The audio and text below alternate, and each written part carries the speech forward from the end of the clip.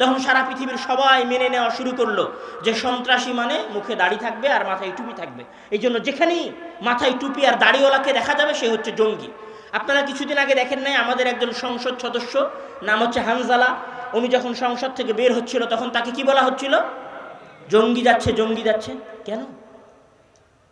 ওইটাকে dress code করা হয়েছে, মানে পরিচয়। সন্ত্রাসবাদের পরিচয় হচ্ছে মাথায় টুপি আর মাথায় পাগড়ি, মাথায় পাগড়ি অথবা টুপি এবং মুখে দাঁড়িয়ে পরিচিত করা হয়েছে এই জিনিস দিয়ে।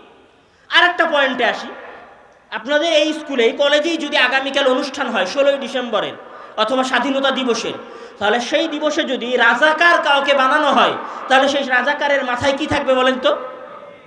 টুপি থাকবে, মুখে কি থাকবে? দাড়ি থাকবে। যদিও মুক্তিযুদ্ধে যারা রাজাকার ছিল তাদের দাড়ি ছিল মুখে আর মাথায় টুপি ছিল কিনা সেটা নিয়ে ইতিহাসের বিস্তারিত আলোচনা করা যাবে, সেটা নিয়ে এখানে বসেও 1 ঘন্টা লেকচার দেওয়া যাবে। সেটা নিয়ে যারা রাজাকার বলতে দাড়ি টুপি বানিয়েছে তাদেরকে ইতিহাস বলে ধুয়ে দেওয়ার মতো দলিল আদিল্লা আছে আমাদের কাছে, বলা যাবে, সেটার কথা আমরা বলছি না। কিন্তু তারা যখন রাজাকার বলে পরিচিত করতে চেয়েছে, রাজাকারকে যখন সংজ্ঞায়িত করতে চেয়েছে, রাজাকারের যখন ডেফিনেশন দিয়েছে, তখন সেই ডেফিনেশনটা কি দিয়েছে বলেন তো? মাথায় টুপি এবং মুখে দাড়ি। তাহলে একটা জিনিসকে আপনি কি বলে সংজ্ঞায়িত করছেন আর একটা জিনিসকে আপনি কি বলে ডেফিনেশন দিচ্ছেন, এটা অনেক গুরুত্ব রাখে। আমার কথা মনে হয় ধরতে পারছেন না। এখানে কলেজ, আমার ধারণা এখানে অনেক স্টুডেন্ট আছে এবং ছাত্ররা আছে, তারা হয়তো আমার কথা বুঝতে পারবে, আমি এতটুকু আশা করি। তাহলে কোন জিনিসকে সংজ্ঞায়িত করাটা অনেক গুরুত্বপূর্ণ। কে সংজ্ঞায়িত করছে এটা পরের বিষয়, কিন্তু সংজ্ঞাটা কি সেটা অনেক গুরুত্বপূর্ণ। যেমন ধরেন, যখন আপনাদের সামনে বলা হয়েছে আমেরিকা কে আবিষ্কার করেছে, তখন আমরা সবাই এক বাক্যে বলেছি যে কলম্বাস আবিষ্কার করেছে। বাস্তবিক কলম্বাস আবিষ্কার করেছিল কিনা সেটার বিরুদ্ধে অনেক দলিল আছে যে আমেরিকা কলম্বাস আবিষ্কার করে নাই, কিন্তু সংজ্ঞা যে কলম্বাস আমেরিকা আবিষ্কার করেছে তখন আমরা সেটা মুখস্থ করে ফেলেছি। তো সংজ্ঞাটা অনেক গুরুত্বপূর্ণ, অনেক গুরুত্বপূর্ণ যে একটা জিনিসের সংজ্ঞা কি হবে। তাহলে সময়ের সংজ্ঞা কি হবে এটা অনেক গুরুত্বপূর্ণ। আমার কথা মনে হয় আপনারা বুঝতে পারেন না। সময়ের সংজ্ঞাটা কি হবে এটা অনেক গুরুত্বপূর্ণ। আমি একজন মুসলিম, আমার কাছে সময়ের সংজ্ঞা কি, আর আমি একজন অমুসলিম, আমার কাছে সময়ের সংজ্ঞা কি, এটা অনেক গুরুত্বপূর্ণ। কেননা সংজ্ঞা যদি উলটপালট হয়ে যায় তাহলে আমার অ্যাকশন আলাদা হয়ে যাবে। এই সংজ্ঞার উপর ভিত্তি করে সময় কেন্দ্রিক মানুষের চিন্তা চেতনা পরিবর্তন হয়েছে। সর্বপ্রথম আধুনিক যে সময়, এই সময়ের সংজ্ঞা দেওয়া হয়েছে, আমি যদি বলি সর্বপ্রথম আধুনিক এই সময়ের সংজ্ঞা দেওয়া হয়েছে 1765 সালে। জোসেফ প্রিস্টলি তার বই এ চার্ট অফ বায়োগ্রাফির মধ্যে সময়ের সংজ্ঞা দিয়েছেন। উনি সময়কে কি বলেছেন? উনি বলেছিলেন যে সময় হচ্ছে একটি রৈখিক লাইন, একমুখী লাইন। একমুখী লাইন মানে, আমি বুঝিয়ে বলছি আপনাদের জন্য, সময় একমুখী। আপনাদের অনেকেই মনে হতে পারে যে সময়ের আবার সংজ্ঞা দরকার হয় নাকি, সময় তো সময়, এর আবার সংজ্ঞার কি আছে? হ্যাঁ, সময়ের সংজ্ঞা আছে। আধুনিক বিশ্বে সময়কে রৈখিক সময় বলা হয়।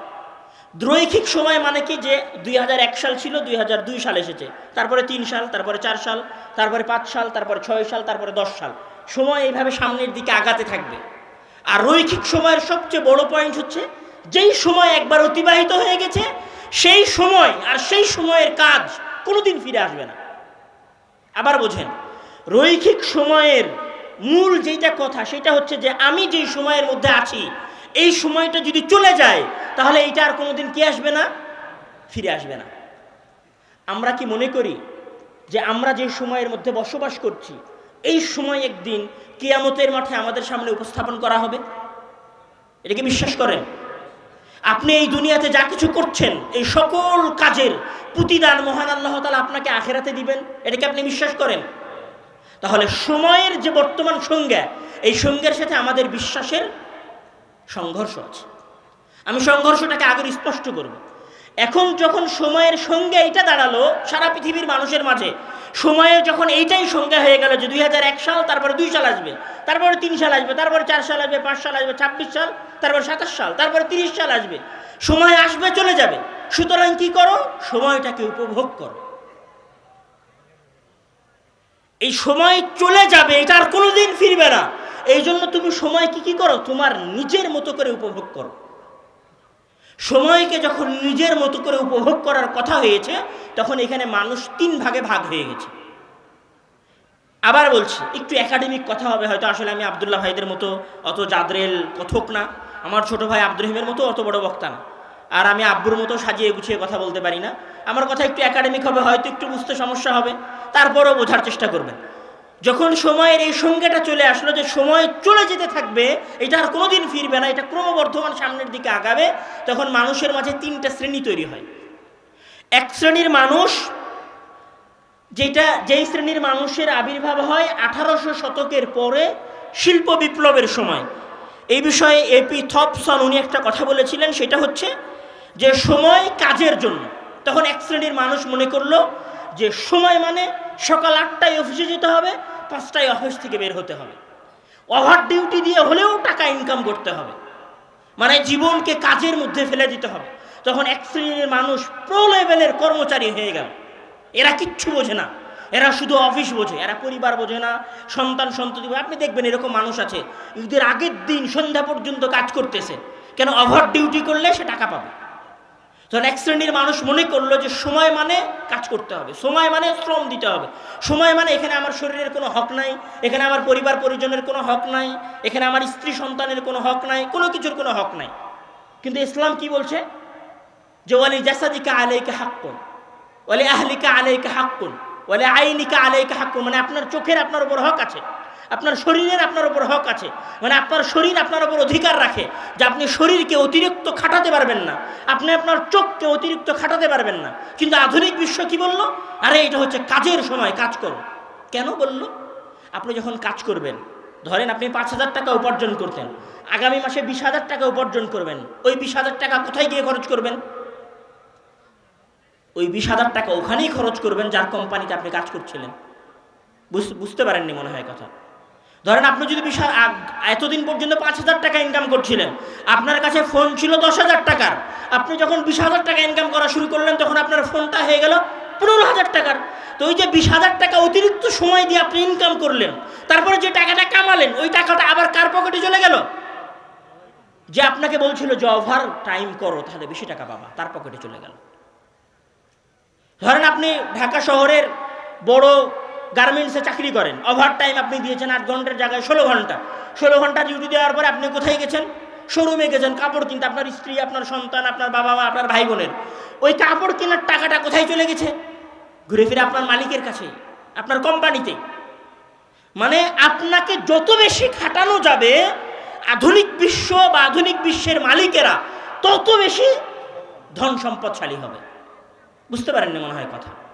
মানে আপনি যত বেশি আপনাকে ধ্বংস করবেন, আর আপনি যত বেশি আপনাকে ধ্বংস করে আপনি যদি 8 ঘন্টার জায়গায় 16 ঘন্টা ডিউটি দেন, আপনার মনে হবে 16 ঘন্টা ডিউটি দিয়ে টাকা আমার পকেটে ঢুকছে না, টাকা আপনার পকেটে এই দিক দিয়ে ঢুকছে আর এই দিক দিয়ে বের হয়ে যাচ্ছে। আপনি বুঝতে পারছেন না? তাহলে এক শ্রেণীর মানুষ হয়ে গেল যারা চরম লেভেলের অফিস কেন্দ্রিক, সময় কেন্দ্রিক হয়ে গেল। আর এক শ্রেণীর মানুষ কি করলো? যারা মনে করলো যে সময় মানেই টাকা, মানে সময়ের প্রতি সেকেন্ডে প্রতি মিনিটে টাকা উপার্জন করতে হবে। মানে প্রতি সেকেন্ড বললে ভুল হবে, প্রতি ন্যানো সেকেন্ডে, মানে সেকেন্ডের চাইতে ছোট সময়, সেকেন্ডের চাইতেও ছোট সময়ে টাকা ইনকাম করতে হবে। এই জন্য তাদের কাছে সময়ের সংজ্ঞা কি? সময়ের সংজ্ঞা হচ্ছে মানি। সময় মানেই মানি। সময়ের এই সংজ্ঞা সর্বপ্রথম কে দিয়েছিলেন? 1748 সালে বেঞ্জামিন ফ্র্যাঙ্কলিন। উনি advice to a young tradesman, এই বক্তব্যের মধ্যে উনি সর্বপ্রথম এই কথা উচ্চারণ করেছিলেন যে remember the time is money, তোমরা এটা স্মরণ করে রাখো, সময় মানে টাকা। তখন আর এক শ্রেণীর মানুষ, মানে আমাদের সমাজের দ্বারা ধনুকেবের ইলন মাস্কের মতো ব্যক্তিরা, আরও তার মতো যারা বড় বড় ব্যবসায়ী আছে, এরা মনে করলো কি জীবন মানে যতক্ষণ বেঁচে আছি হাজার হাজার কোটি টাকা উপার্জন করতে হবে। তখন এরা আর হালাল হারাম বাছা শুরু করলো না। তো তখন এরা মনে করা শুরু করলো না যে কোনটা বৈধ আর কোনটা অবৈধ পথ। তখন এরা আর পার্থক্য করা শুরু করলো না। তখন এরা মনে করলো যে কোনো উপায়ে টাকা উপার্জন করতে হবে। তখন এরা মনে করলো মানুষ খুন করে হলেও টাকা উপার্জন করতে হবে। মানুষ খুন করে হলে টাকা উপার্জন করতে হবে মানে, আমি আপনাকে বলি যে আপনারা বাগদাদে, ইরাকে একসময় একটা ফিতনা আবির্ভূত হয়েছিল জঙ্গিদের, ISIS। আপনারা নাম শুনেছেন, যাদের কালো পতাকা ছিল, নাম শোনেন না আপনারা? একসময় আসছিল তালেবান, তো আরও এরকম বিভিন্ন সন্ত্রাসী সংগঠন আসছে। এই সন্ত্রাসী সংগঠনগুলো মানুষকে হত্যা করতো। কি দিয়ে হত্যা করতো? AK-47 এই ধরনের উচ্চমানের গুলি দিয়ে তারা মানুষকে হত্যা করতো। স্নাইপার রাইফেল ইউজ করতো, তারা রকেট লঞ্চার ইউজ করতো। আমরা মুসলিমেরা কি রকেট লঞ্চার আবিষ্কার করি, তৈরি করি? কয়টা মুসলিম দেশ অস্ত্র আবিষ্কার করে, অস্ত্র তৈরি করে? কয়টা মুসলিম দেশ? ইরাকে সাদ্দাম হোসেন যতদিন ক্ষমতায় ছিলেন, সাদ্দাম হোসেন কয়টা রাইফেল তৈরি করে রেখে যেতে পেরেছিলেন? লেবাননে মুসলমানেরা কয়টা রাইফেল তৈরি করে রেখে যেতে পেরেছিল?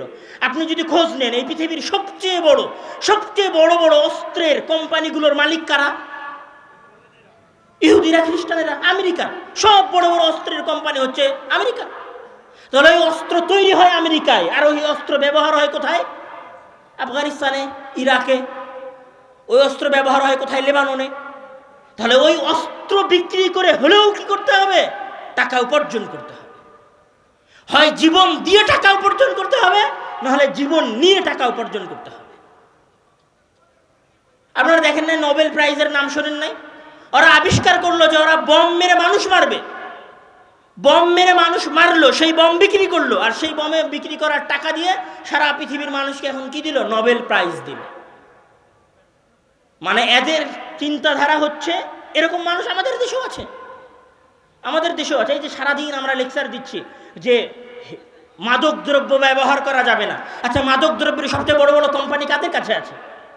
আমাদের বাংলাদেশে মাদক দ্রব্যের সবচেয়ে বড় বড় কোম্পানি আছে নাকি? আমাদের কাছে মাদক দ্রব্যের সবচেয়ে বড় বড় কোম্পানি তো নাই। আমরা বেয়ার উৎপাদন করি না, আমরা হাঙ্কের মতো দামি কোম্পানি আমরা চালাই না, আমরা হেরোইন, কোকুনের মতো দামি জিনিস আমরা উৎপাদন করি না। তাহলে এগুলো কোথায় উৎপাদন হয়? উন্নত বিশ্বে উৎপাদন হয়। উন্নত বিশ্বে এগুলো উৎপাদন করে, এগুলো উৎপাদন করে টাকা কামায়। সেই টাকা আবার আমাদের দেশের এনজিওদেরকে দেয়, দিয়ে কি বলে? যে মাদক বন্ধ করতে হবে। বুঝতে পারেন না মনে হয় কথা? এটাই খেলা, এই খেলাই চলছে, আর আমরা পাগলের মতো এই খেলার পিছনে ছুটতেছি। এই যে যত এনজিও গুলো আছে না, বাংলাদেশের যত এনজিও আছে, অত দূর যাওয়া লাগবে না। যে অ্যাপস্টিন ফাইল প্রকাশ পাইছিল না? অ্যাপস্টিন ফাইলের নাম শুনেছেন? পোলাপানে সবাই অ্যাপস্টিন ফাইলের কথা জানে। অ্যাপস্টিন ফাইলে কি ট্রাম্প থেকে নিয়ে শুরু করে ওই যে উইন্ডোজের মালিক বিল গেটস পর্যন্ত, উইন্ডোজ এক্সপির মালিক বিল গেটস পর্যন্ত, এরা সবাই কি অ্যাপস্টিন ফাইলের সাথে জড়িত।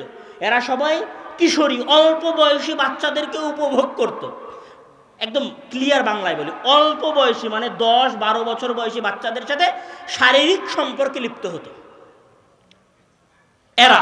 এই অ্যাপস্টিন ফাইলের আমরা দেখেছি অ্যাপস্টিন দ্বীপে এগুলো তারা করত। এই যে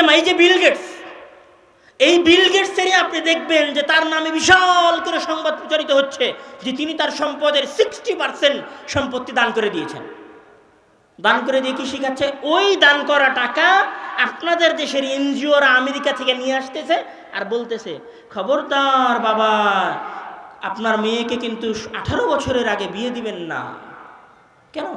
12 বছরে যে তুমি যার কাছ থেকে টাকা নিয়ে এসেছো, সে যে অন্য দেশ থেকে মেয়ে নিয়ে এসে উপভোগ করে, ধর্ষণ করে, হত্যা করে, পানিতে ভাসিয়ে দিয়েছে, সেটার বিচার কোথায়? সেটার বিচার আছে নাকি? সেটার কোনো বিচার নাই। তাহলে এখানে এক শ্রেণীর মানুষ তৈরি হয়েছে, যখন সময়ের সঙ্গে নির্ধারণ হয়ে গেছে যে সময় মানে দুনিয়াকে উপভোগ করতে হবে। সময় মানে আজকে যেটা আছে আগামীকাল সেটা থাকবে না, আর আগামীকাল যেটা আসবে সেটা গতকাল থাকবে না।